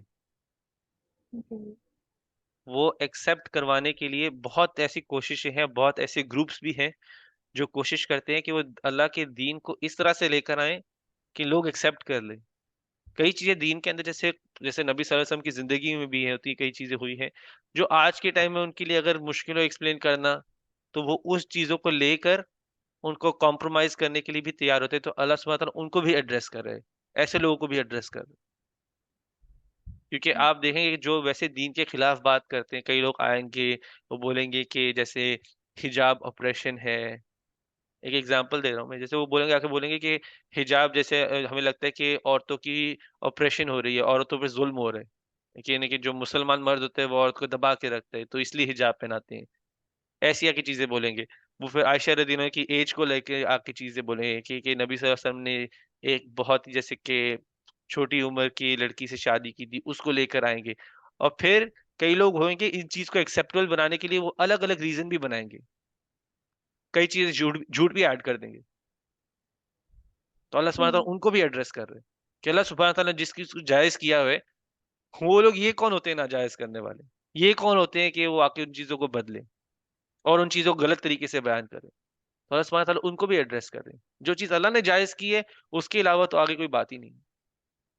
جس طرح سے اللہ نے بیان کیا ہوا ہے اس کے علاوہ تو چیزیں ہیں ہی نہیں. تو یہاں پر ایک کلیئر کٹ ان کو بھی میسج دیا جا رہا ہے کہ جو دین کو اس طرح کرنا چاہ رہے ہیں، اس کو مولڈ کرنا چاہ رہے ہیں کہ لوگ اس کو پسند کرے، لوگ اس کو ایکسیپٹ کرے، تو اس طرح سے دین ایکسیپٹ نہیں کرنا. وہ خود جھٹلا رہے ہیں. اگر میں ریزنز نکالوں کہ اور اس چیز کو کور اپ کرنے کی کوشش کروں، تو میں ایک دین کے حصے کو جھٹلا رہا ہوتا ہوں. تو کافر کا ویسے مطلب ہوتا ہے کہ جو جھٹلا رہا ہوتا ہے، یعنی کہ دین کو کفر کا ایک ویسے تو ہوتا ہے کہ ان تھینکفل بھی آتا ہے کفر کی میننگ میں، جھٹلانا بھی آتا ہے اسی کے اندر. تو میں ایک دین کے حصے کو جھٹلا رہا ہوتا ہوں. اور قرآن کی ایک آیت ہے ادخلوا فی السلم کافہ، اسلام کے اندر آؤ پوری طریقے سے. تو ہم ان آیتوں پہ بھی گزریں گے، ہم لوگ صرف سورہ بقرہ میں بھی جائیں گے تو تھوڑا کلیریفائی کرتے ہیں کہ اس کا کیا مطلب ہوتا ہے. ادخلوا فی السلم کافہ کا مطلب یہاں پہ کہ آپ اسلام کے اندر پوری طریقے سے آؤ. کوئی اور رستہ نہیں ہے، آدھا ادھورا کوئی رستہ نہیں ہے. یہ نہیں ہے کہ آج میں مسلمان ہوں کل میں مسلمان نہیں ہوں، آج میں یہ کر لوں، آج میں اسلام کی اللہ سبحانہ تعالیٰ کی جو فرض میرے پر دیے گئے میں آج ان سے فارغ ہوں. آج مجھے نعمت ملی ہے تو میں جشن کر لوں. آج میں نمازوں سے بھی فارغ ہوں، اور میں کسی سے اپنے جشن کے اندر بدتمیزی بھی کر لوں تو میں اس سے بھی فارغ ہوں. ایسا نہیں ہے. آپ اچھے وقت میں ہو، برے وقت میں ہو، آپ نے اسلام کے دائرے کے اندر ہی ہونا ہے. تو یہ آپ کا ویسے بہت اچھا ایک ریمائنڈر تھا کہ یہ کن اور لوگوں کو بھی ایڈریس کر رہے ہیں. اور دوسرا جو آپ نے ریفلیکشن دیا تھا کہ ویسے تو آپ کا ریفلیکشن تھوڑا ایک نیکسٹ لیول پہ چلے گیا. اس سورہ میں ویسے بتایا جاتا ہے کہ جب آپ کے پاس نعمت آ گئی تو کیا کرنا ہے، لیکن آپ کا یہ پوائنٹ اچھا تھا کہ آپ اللہ کی تسبیح کرو گے، حمد کرو گے، اللہ سے استغفار کرو تو اللہ اسی طرح سے آپ کے کاموں کے اندر اور برکت ڈالتا ہے، جیسے ایک سائیکل کی طرح. ادھر بتایا جاتا ہے کہ آپ کے پاس جب آ جائے نعمت تو تسبیح کرو، حمد کرو، استغفار کرو. لیکن جب انسان کانسٹنٹلی تسبیح، استغفار اور حمد بیان کر رہا ہے تو اللہ سبحانہ تعالیٰ اسے کام آسان بھی کرتے ہیں، اس کے راستے بھی کھولتے ہیں. تو مدد کا ذریعہ بھی تسبیح ہے اور مدد ملنے کے بعد بھی تسبیح ہے. ٹھیک ہے، یعنی کہ تسبیح، حمد، استغفار اللہ کی مدد کا ذریعہ بھی ہے، اور اسی ٹائم پر وہ اور بھی بڑھاتا ہے. تو الحمدللہ بہت اچھے ریفلیکشن پوائنٹ تھے. جزاک اللہ خیر. چلے اقرا آپ. मेरा आज का ये रिफ्लेक्शन है जैसे कि आपने अपने दीन को कॉम्प्रोमाइज़ नहीं करना, जैसा दीन आपको दिया गया आपने वैसे ही फॉलो करना, ऊपर नीचे अपनी मर्जी से नहीं कर सकते। ऑब्वियसली चॉइस आपकी है, लेकिन वही सेट ऑफ रूल्स हमें दिए गए जिनको हमें फॉलो करना है। फॉर एग्जांपल जैसे हम शादी की बात बहुत करते हैं क्योंकि आजकल चलता ही वही है, लेकिन शादी में हम देखते हैं कि कुछ लड़कियां ऐसी होती हैं कि पहले तो वो हिजाब करती है नॉर्मल जिंदगी में, यानी कि लेकिन जिस दिन उनकी शादी हो रही होती है फिर कोई फंक्शन अटेंड करने जा रही होती है, उनका तो उनको लगता है कि हिजाब पहनना ज़रूरी नहीं है। तो काफ़ी दफ़ा मैंने खुद भी लोगों से सुना, वो कहते हैं कि तुम्हें वाकई भी हिजाब पहनना है शादी को की तो अलाउड है, उनको ऐसे लगता है तो एक दिन के लिए सही है। वैसे ही नमाज की भी हम इधर बात कर सकते हैं कि नमाज आपके लिए दी गई है, इसको सही वक्त पे पढ़ना है, जस्ट बिकॉज एक इवेंट आ रहा है आप उसको छोड़ नहीं सकते। और ऐसे बहुत से एग्जाम्पल्स हैं हमारी ज़िंदगी में जहाँ पर हमने अपने दीन को कॉम्प्रोमाइज़ नहीं करना उसको। हमने से लास्ट क्लास में बात की थी कि अपने दीन को प्रायोरिटी बनाना है, नमाज को भी प्रायोरिटी देनी है, वैसे भी सेम चीज़ इधर भी अप्लाई करेगी। और सूरह नस्र में बहुत एक इम्पॉर्टेंट मैसेज आज मुझे लगा है कि आपकी जो भी दुनिया में आपको जितना भी आप जितनी भी जीत है आपकी, वो सब अल्लाह की वजह से। अगर अल्लाह ने आपके लिए ना लिखी होती आपको कभी भी नहीं मिलती, अगर आप जितना भी ट्राई करते आपको नहीं मिलती। तो जब भी आप कोई किसी भी चीज़ आपको मिल जाती है, आप सक्सेसफुल हो जाते हो, तो आपने फर्स्ट आपने अल्लाह को याद करना है, अल्लाह का शुक्र अदा करना है, बताना है आपने वो दुआ जो हमने नबी ने पढ़ी थी हमारे, वो पढ़नी है, और अल्लाह का लाख लाख शुक्र अदा करना, इस्तग़फ़ार करना, क्योंकि फॉर एग्जांपल अगर आपके यहाँ पे ऊपर नीचे कुछ हो गया हो तो उसकी इस्तग़फ़ार होगी, अल्लाह के लिए और रास्ते भी आगे बढ़े। जज़ाकल्लाह खैर। माशाल्लाह से आपकी बहुत बहुत अच्छे रिमाइंडर थे। और वैसे यानी कि खैर इससे कोई बेनिफिट ही ले लेता है, तो मैं एक चीज़ बस ऐड करना चाहूँगा, क्योंकि जैसे शादियों में लड़कियां जैसे अगर हिजाब उतारना भी चाहें और इन चीज़ों का एहतमाम होता है, अगर आप एहतमाम के साथ कर रहे होते हैं तो ये चीज़ें जायज़ भी हैं। जैसे कि अभी मैं अगर अगर अपनी शादी भी याद करूँ, और अभी भी मैं एक शादी अटेंड करके आया हूँ, तो औरतों और मर्द की कंप्लीट सेपरेशन थी। इस सेपरेशन के अंदर औरत हिजाब उतार सकती है, तो उसमें चीज़ों के अंदर आसानी भी दी गई हुई है, रास्ते भी दिए गए हुए हैं। हमें पता है कि मेरा इवेंट होने वाला है, उसमें जैसे असर या मगरिब का वक़्त आएगा, इतनी तादाद में शायद लोग मस्जिद ना जा सकें, तो मैं उधर ही एक जगह बनाऊँ, ठीक है, जानमाज़ें या चादर बिछा के सेटअप करवाऊँ कि उधर ही एक जमात ये नमाज़ पढ़ने की जगह हो। नमाज़ का वक़्त आए, अगर घर पे अज़ान की आवाज़, क्योंकि कैनेडा में जैसे अज़ान की आवाज़ नहीं पहुँचती, वक़्त आए, अज़ान की आवाज़ यानी कि अज़ान दे दे कोई। तो तरीके भी हैं करने के लिए, आसानी भी दी गई है। दीन का ये मतलब नहीं है कि मुश्किल नहीं है दीन, ठीक है? कॉम्प्रोमाइज़ नहीं करना, लेकिन जहाँ पे दीन ने आपके लिए आसानी बनाई है, तो आप उसको ले भी सकते हैं। आप लें उसको, बेशक यानी कि अगर किसी को है जैसे फॉर एग्ज़ाम्पल कि वो चाह रहे हैं कि वो थोड़ा-सा अच्छे से सजे-सवरें, बाल वगैरह भी बनवाना चाहें, तो उसके तरीके हैं करने के। तो उनको यानी कि अगर करना है, तो उन तरीकों को अपना लें, कोई हर्ज नहीं है। क्योंकि ये शादियों में तो होता है, और कई लोगों के शौक होते भी हैं, तो ये गलत शौक भी नहीं है, कोई हराम काम तो नहीं है, कोई गलत काम नहीं है। अगर आपको करना है तो आप औरतों की महफ़िल लगाएँ, उसमें कर लें। उधर से निकलने से पहले सर पे यानी कि इस तरह से हिजाब ले ले के, यानी कि जो भी हिजाब की बाउंड्रीज़ हैं उसको कवर कर ले और आगे बढ़े इंशाल्लाह। तो तरीके हैं, तो उनको इस्तेमाल करना चाहिए, एक दूसरे को मैसेज भी जाता है। पहले तो लोगों को ये नहीं दिखाना है कि दीन मुश्किल नहीं दिखाना है, क्योंकि दीन मुश्किल वैसा नहीं है। जो आसानी दी गई है, वो दिखाओ। नबी सल्लल्लाहु अलैहि वसल्लम का तरीका भी यही था। वो ये नहीं कहते थे कि जाके दीन की मुश्किल चीज़ें बताओ। यानी कि आपको किसी को अगर दीन की तरफ लेके आना है, ये नहीं बोलना कि ये छोड़ दो, वो छोड़ दो, वो छोड़ दो, वो छोड़ दो। आप आसानी भी दिखा के उसको दीन की तरफ ला सकते हैं, कि नबी सल्लल्लाहु अलैहि वसल्लम ने के तरीके ये थे, इस चीज़ की इजाज़त दी गई हुई है, इस चीज़ को आसानी बनाई गई है आपके लिए। और नबी सल्लल्लाहु अलैहि वसल्लम के तरीके में था कि वो पहले आसानी दिखाते थे। जिस चीज़ पे कॉम्प्रोमाइज़ नहीं, अल्लाह सुब्हानहू व तआला के साथ तो कोई कॉम्प्रोमाइज़ नहीं। तो वो دو ٹوک سیدھا سیدھا، اللہ سبحانہ تعالیٰ ایک ہے، باقی کوئی معبود نہیں ہے، کسی کی عبادت کے لائق نہیں ہے کوئی، تو اس میں کمپرومائز نہیں. پھر جیسے کہ ابھی آپ کسی کو اگر حجاب اتارنے سیٹ اپ ہے، انوائرمنٹ ہے جہاں پہ آپ حجاب اتار سکتے ہو، آپ کے محرم ہیں ادھر عورتیں اور ہیں، تو حجاب اتارنے میں کوئی ایشو نہیں. تو انشاءاللہ اگر کوئی اس سے بینیفٹ لینا بھی چاہے، کوئی اسی اس طرح سے اہتمام بھی کرنا چاہے اپنی جگہ، تو انشاءاللہ اس سے وہ بینیفٹ بھی لے سکتا ہے. چلے زنیر آپ. میں مختصر سے ہی رکھوں گا. جو سورہ کافرون کی آخری آیت ہے وہ میں نے کافی جگہ پڑھی ہے. لوگ نصیحت اس طریقے سے دیتے ہیں کہ ہمارا دین ہمارے لیے، ہم دوسروں کے دین کے ساتھ مکس نہیں کر سکتے. وہی کہ ابھی آپ دیکھتے ہیں کبھی نان مسلم فیسٹیولز آتے ہیں تو مسلمان بھی کہتے ہیں نہیں ٹالرنس ہے، کوئی مسئلہ نہیں، ہم سب ایک ساتھ ہیں. یہ بھی کیا کہ ہم ایکچولی اس کے میننگ کے پیچھے نہیں جا رہے، ہم بس اچھا دکھانے کے لیے کر رہے ہیں. تو وہ بھی ریلیجن میں ہمارے الاؤڈ نہیں ہے. تو یہ بھی کافی میں نے سیکھا ہوا ہے کہ ہمارا دین ہمارے لیے، تو آپ لوگوں کو جو کرنا ہے آپ کریں، پر ہم اپنے پرنسپلس پہ اسٹینڈ رہیں گے. بالکل تو الحمد للہ، سیکھنے کا یہ بھی بہت اچھا پوائنٹ تھا. یعنی کہ آپ امیجن ہی کریں گے کہ ادھر تو اتنا ایکسٹریم ہو جاتا ہے کہ لوگ جیسے کرسمس کے ٹائم اپنے گھر پہ وہ ٹری بھی لگاتے ہیں مسلمانوں کے بھی، تو وہ کچھ اتنا آگے تک بڑھ جاتے ہیں. تو ظاہر سی بات ہے جو اللہ سبحانہ تعالیٰ کا بتایا ہوا طریقہ ہے وہ اپنی جگہ پہ، اور باقی جو اس کے ساتھ ایڈیشن کرنے جا رہے ہیں پھر وہ ان تک ہی ہے. اور پہلی چیز تو میں ویسے ایک اور چیز ہائی لائٹ کروں، یہ وہ لوگ ہیں، یہ وہی قریش ہے جن کے پاس سارے سائنس آئے ہوئے ہیں، سارے لاجکس کلیئر کر دیے گئے ہوئے ہیں.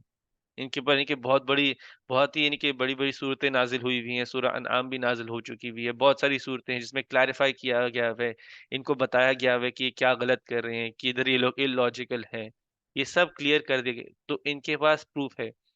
یہ کبھی کبھی مسلمان بھی اپنے بیچ میں یہ ڈائلاگ یوز کرتے تھے، ہمارا دین ہمارے ساتھ ہے، ہم جو کر رہے ہیں ہمیں کرنے دو. وہ ایک دوسرے کو بھی یہی بولتے ہیں، جبکہ ویسے تو کسی کافر کو بولنے کے لیے ہوتے ہیں کہ تمہارا دین تمہارے ساتھ، میرا دین میرے ساتھ ہے. اگر تمہیں صحیح میں نہیں ماننا اللہ کو، جب جھٹلا دیا اللہ کو، تو تمہارا دین تمہارے ساتھ ہے، پھر میرا دین میرے ساتھ ہے. لیکن یہ آپس میں یوز کرنے کے لیے، تو کیونکہ میں نے یہ ویسے سنے ہوئے ہیں یہ ڈائلاگ کہ لوگ کہتے ہیں کہ ہمارا دین ہمارے ساتھ، تمہارا دین تمہارے ساتھ، میں نمازیں پڑھ لوں گا، تم اپنے دین کی فکر کرو، ایسی چیزیں بولتے ہیں. تو یہ ویسے جو ڈائلاگ تھا، جو یہ کہ آیت ہے، یہ کافر کو بولنے کے لیے تھی جس کو دین ملنے کے بعد بھی اس نے جھٹلا دیے، جس کو دین کے کلیئر کیا گیا، اس کے لیے کلیئر کیا گیا تھا کہ دین کیا ہے، اور اس نے اس کے بعد اس کو جھٹلایا ہے. اس کو پھر بولا جا رہا ہے کہ بھائی تمہارا دین تمہارے ساتھ ہے، میں نے کمپرومائز نہیں کرنا. تو وہ ایک امپورٹنٹ چیز کہ ہے، اور وہ مائنڈ میں رکھنی کہ آپس کے لیے نہیں ہے، کہ جو دین ہے ہم سب کا ایک ہی دین ہے. مسلمانوں میں ہم سب کا دین ایک ہی دین ہے، وہ جو اللہ نے بھیجا ہے، جو نبی صلی اللہ علیہ وسلم کے ساتھ آیا. جب تک آپ اس کے ساتھ ساتھ کر رہے ہو تو آپ سب ایک ہی چیز میں ہو. جیسے فار ایگزامپل ہے کہ نبی صلی اللہ علیہ وسلم نے ایک چیز دو طریقوں سے کی ہوئی ہے، ٹھیک ہے، دو طریقوں سے کی ہوئی ہے. ایک نے ایک حدیث پڑھی، دوسرے نے دوسری حدیث پڑھی، آپس میں لڑنا نہیں ہے. نبی صلی اللہ علیہ وسلم نے دونوں چیزیں کی ہوئی ہیں، حدیث سے ثابت ہے، صحیح حدیث ہے، تو کوئی ایشو نہیں ہے، فالو کرو، آپ ایک ہی دین کے ہو. تو ادھر جو سیپریشن کر رہے ہیں وہ کافر اور مسلمان کے بیچ کی ہے، مسلمان کے بیچ کی نہیں ہے. تو وہ ایک بہت چیز کلیریفائی ہونی چاہیے. مسلمان کے اندر اپنی یونٹی ہے، وہ اللہ سبحانہ تعالیٰ کے ساتھ، یعنی اللہ سبحانہ تعالیٰ کو فالو کر رہے ہیں، اللہ سبحانہ تعالیٰ کی عبادت کر رہے ہیں ڈائریکٹلی. تو انشاءاللہ. السلام علیکم. ماشاء اللہ، بارک اللہ فیک. چلیے چاچی ہیں یہاں پہ؟ نہیں، ماں تھوڑا بزی ہے. چلے ٹھیک ہے، کوئی ماشاء اللہ. اللہ سبحانہ تعالیٰ ہم سب کو توفیق دے، جو ہم لوگوں نے سیکھا ہے، جو ہم نے پڑھا ہے، سب کو ہم عمل میں لے کر آئیں، اور ہم کلیئرلی دکھا سکے کہ ہم مسلمان بھی ہیں. ظاہر سی بات ہے اللہ سبحانہ تعالیٰ کو دکھا رہے ہیں اور کسی کو نہیں دکھا رہے، لیکن ہمارے عمل سے بھی یہ کلیئر ہو کہ ہم مسلمان ہی ہیں اور ہم صرف اللہ کی عبادت کرتے ہیں. چلے اسی سے ہم لوگ کلاس انشاءاللہ پھر پوری کرتے ہیں. سبحانک اللہم و بحمدک، نشہد ان لا الہ الا انت، نستغفرک و نتوب الیک.